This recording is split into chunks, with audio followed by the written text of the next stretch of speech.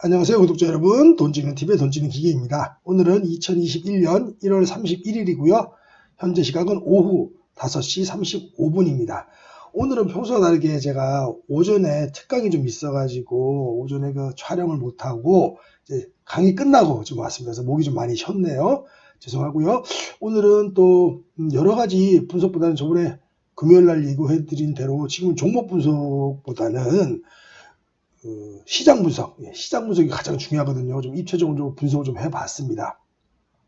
일단 종목 분석보다 시장 분석을 하는 이유는 시장을 이기는 종목, 또 시장을 이기는 섹터는 없기 때문에 시장이 지금 조정 국면이기 때문에 아무리 좋은 종목도 또 지금 좋다고 들어갔다가 밀릴 수도 있고, 지금은 좀 테마성이 강한 것들, 이렇게 시장이 조정받을 때 테마성이 강한 것들, 그런 종목들이 뭐 널뛰기를 하지, 펀더멘탈, 제가 주로 보는 펀더멘탈 기준의 회사들은 조정을 받을 수도 있거든요. 그리고 일단 한 3일 정도 밀렸기 때문에 내일이나 모레 정도는, 월요일이나 화요일 정도는 단순 기술적 반등도 당연히 나와야 되고요. 전체적인 매크로 뷰 같은 경우는 제가 볼 때는 이거는 뭐 3월달이라든가 금융위기 같은 그런 수준은 아니고 그냥 많이 올라서 그래요. 많이 올라서 어떤 빌미를 찾을까, 또 어떤 빌미 찾고 조정을 할까, 또 시장 참여자들은 너무 많이 올랐기 때문에 악재에 굉장히 민감한 거죠. 악재에 민감하다 보니까 지금 조정이 나오는 거고요. 게임스탑 문제 이런 것들, 공매도 문제 이런 것들은 사실은 그 지엽적인 문제라고 저는 보고 있습니다. 그 이유가요, 시가총액 20위 종목도 보면은 10월 30일 종가 기준이고요. 이거는 금요일날 1월 29일 종가 기준입니다.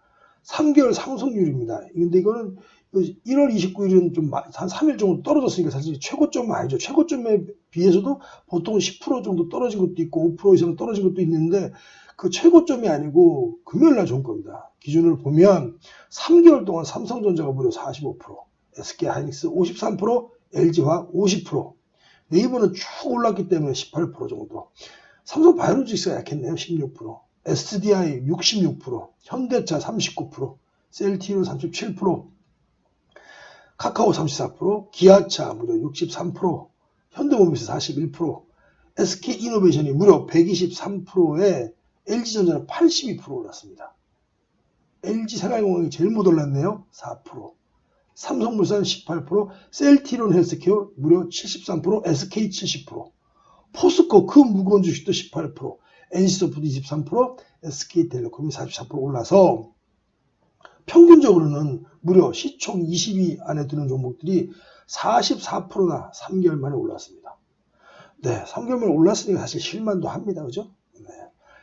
당연한 결과고요. 미국도 이제까지 올랐으니까 당연한 결과지. 이게 무슨 게임스탑이 또 뭐 헤지 펀드의 파산으로 몰고 가서 헤지 펀드가 파산되면 거기에 따른 금융권이 또 붕괴가 되고, 이런 뭐 허무맹랑한 시나리오는 아직은 이루어지지 않을 거라고 좀 보입니다. 그냥 악재에 이제는 민감할 정도로 많이 올랐어요. 3개월 만에 이렇게 이 대형주들이 44% 올랐고, 우리나라 굉장히 경이적으로 올랐죠.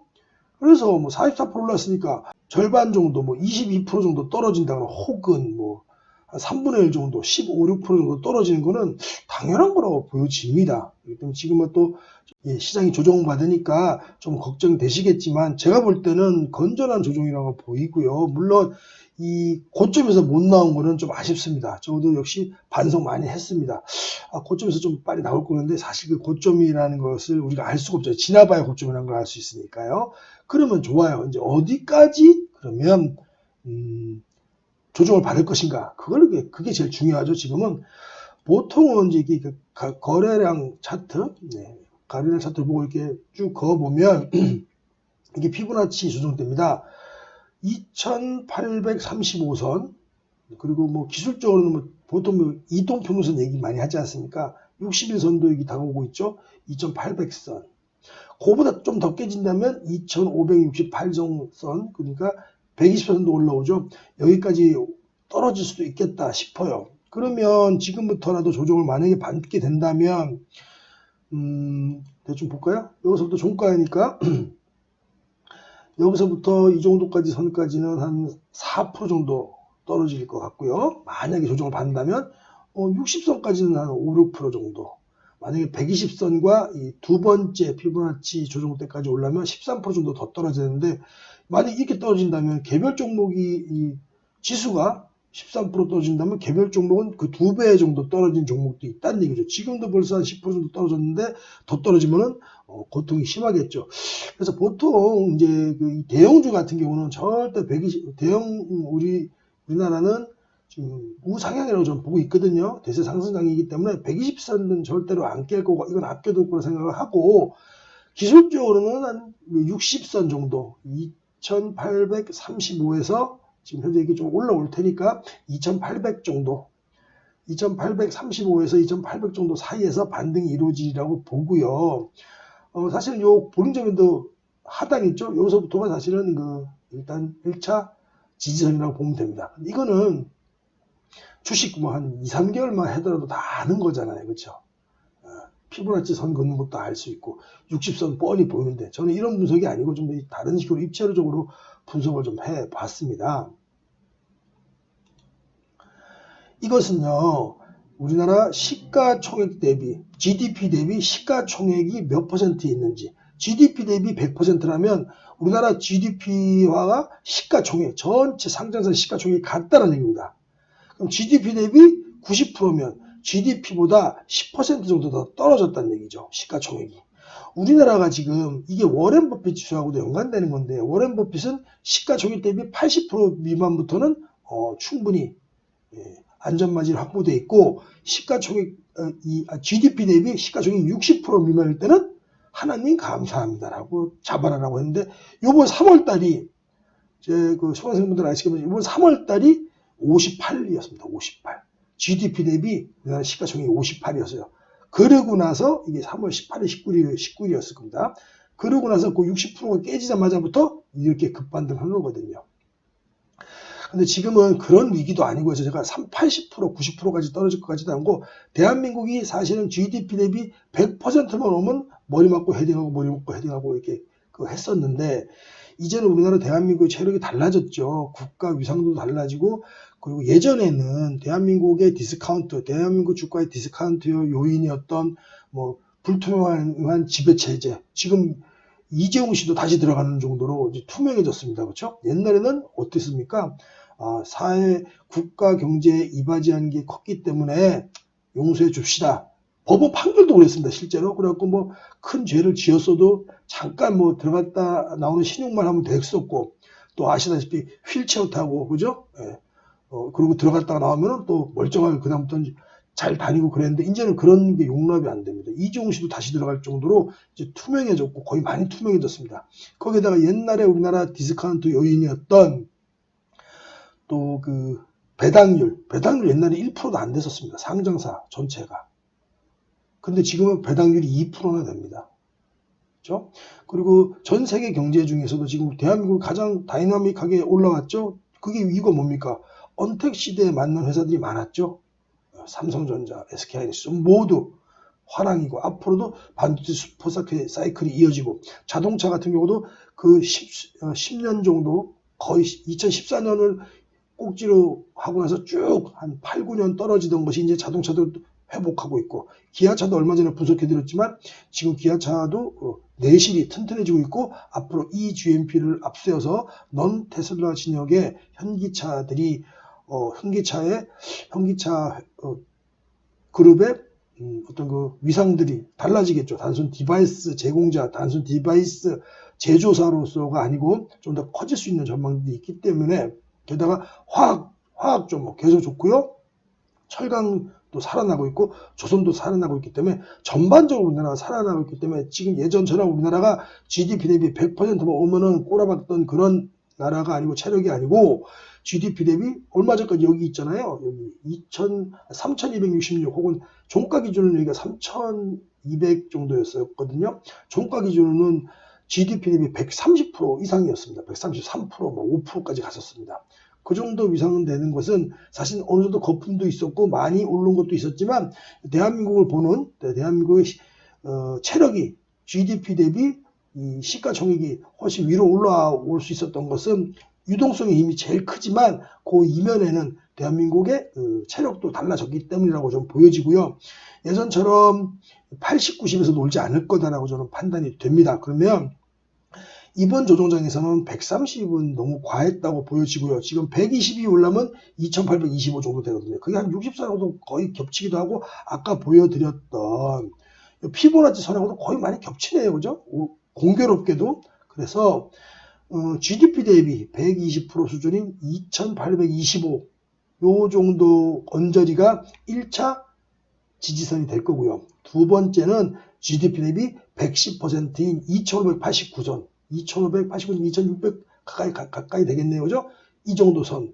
또 공교롭게도 요 정도 2568 정도 선이 또 그 정도 될 것으로 보입니다. 피보나치에서도 지수적 분석과 60선, 120선도 그래서 올라오니까요. 그래서 제가 봤을 때는 향후 뭐 다음 주에 바로 단기적으로 반등이 되면 좋겠지만 안 된다면 GDP 대비 120% 선인 2825선 그 밑으로는 GDP 대비 110%의 시가총액이 되는 2589선 이 정도가 2차 지지선이고 이 밑으로는 떨어지지 않을 거라고 예상이 되고요. 또 두 번째는 이제는 우리나라가 갑자기 이렇게 사실은 막 주가도 올라가고 EPS 혹은 회사의 우리나라 전체 상장사의 이익 컨센서스가 커졌기 때문인데 이제 그거보다 더 많이 커지지는 않을 거라고 저는 생각이 듭니다. 여기서 이제 더 해봤자 플러스 마이너스 어느 정도 크게 성장하거나 떨어지지 않을 거라고 보면 이제는 박스권이 형성됐다고 봐야 됩니다. 박스권이 이제 시장에서는 이 GDP 대비 시가총액이 130% 이상 되면은 여김없이 떨어지는구나 우리가 알았습니다. 그러면 이 GDP 대비 130%인 3200선이 요 선이 3200선이 이제는 박스권의 상단이라고 봐야 되고요. 요번에 어디까지 떨어질지 모르지만 1차 지지선인 120% 선이라든가 2차 지지선인 110% 요 사이에서 박스권이 형성될 가능성이 좀 크다. 저는 이렇게 보여지거든요. 그럼 박스권이 형성되면 이전에 우리 작년에 4월 달부터 진짜 꿀빨 때 들어오신 이 죄진이 분들은 좀 고통스러울 수도 있어요. 특히 여기서 물리신 분들은. 그렇지만 사실 이 박스권이 형성됐을 때 그 박스권 상단과 하단에서만 잘 우리가 그 박스권을 지정해 놓고 대응을 한다면 오로지 또 급하게 올라왔던 장보다 더 좋을 수도 있어요. 왜냐하면 급하게 올랐을 때는 여기서 조금 이익 실현하고 별로 못 먹다가 급하게 올라오면 또 사고 그러다가 이게 고점에 물리는 수도 있거든요. 이제 박스권이 이렇게 지금 쳐진다면 예를 들어서 1300 여기서부터 2300 아니 3200부터 이렇게 해서 이 정도까지 쳐진다면 박스권 상단에서는 매도 많이 하고 박스권 하단 1차 지지선과 2차 지지선까지 온다면 박스권 하단에서는 매수하는 그런 전략을 갖는다면 이건 파동이기 때문에 박스권에 일단 있으면 계속 왔다 갔다 하거든요. 그러면 오히려 그 진동폭을 더 많이 먹을 수도 있어요. 그래서 이 박스권을 저는 형성하지 않을까라고 한번 예상을 해봅니다. 네, 그럼 간단하게 정리를 해보면 이번 조정은 그동안 3개월 동안 가파르게 올랐던 것에 약간의 되돌림이다라고 보여지고요. 그 조정의 폭은 크게 깊지는 않다. 그게 GDP 대비 시가총액 120% 정도 선에서는 마무리될 것 같은데 혹시라도 모른다면 블랙스완이 있을 수도 있고요. 그렇기 때문에 110%까지 열어두고 보시면 될 것 같고요. 다음 주에도 시장의 방향성이 확실히 제시되거나 확실히 그 지지선까지 와서 반등하지 않을 시에는 우리가 갖고 있는 총알 아끼셔야 됩니다. 아무 때나 난사하시면 안 되고요. 삼성전자 조금 더 떨어졌다고 고점 대비해서 많이 떨어졌네 사야지 이런 건 안 됩니다. 왜냐하면 아까도 보여드렸지만 지수를 이기는 시장을 이기는 종목은 없거든요. 개별 종목에 어떤 이슈가 있으면 몰라도 참고로 기아차하고 현대차는 다음 주에 공시가 나올 수도 있습니다. 그렇죠? 옛날에 그 애플과 관련해서 좀 조회 공시가 있었고 그 한 달 내에 한다는 게 그게 다음 주 정도 시한이에요. 그런 개별 이슈가 만약에 나온다면 애플과랑 한번 협업하기로 했다 그러면 갑자기 좀 뛰고 또 가라앉을 수도 있겠지만 그럴 수도 있고 애플과랑 협업 안 하기로 했는데 또 그렇게 되면 또 실망 매물이 팍 쏟아질 수도 있겠죠. 그런 개별적인 이슈 외에는 시장을 이길 수 있는 종목은 없거든요. 특히 대형주는 당연히 더 그렇습니다. 그렇기 때문에 너무 과민 반응하지 마시고요. 다음 주에는 관망세에서 좀 보다가 지지선까지 내려오는지, 지지선 오기 전에도 큰 반등을 하는지, 반등은 우리가 어디서 잡으면 됩니까? 5일선 위로 주가를 올려놓거나 지수가 올려지면 그럼 좀 안심해도 되는 정도, 이렇게 보시면 될 것 같거든요. 다음 주에도 종목은 제가 위클리 탑픽은 시장을 이길 수가 없기 때문에 어떤 종목이라도 지금은 시장을 이길 수 있는 종목들은 테마성이 있는 속된 말로 견잡주들밖에 없기 때문에 제가 이번 주에는 따로 뽑아오질 않았고요.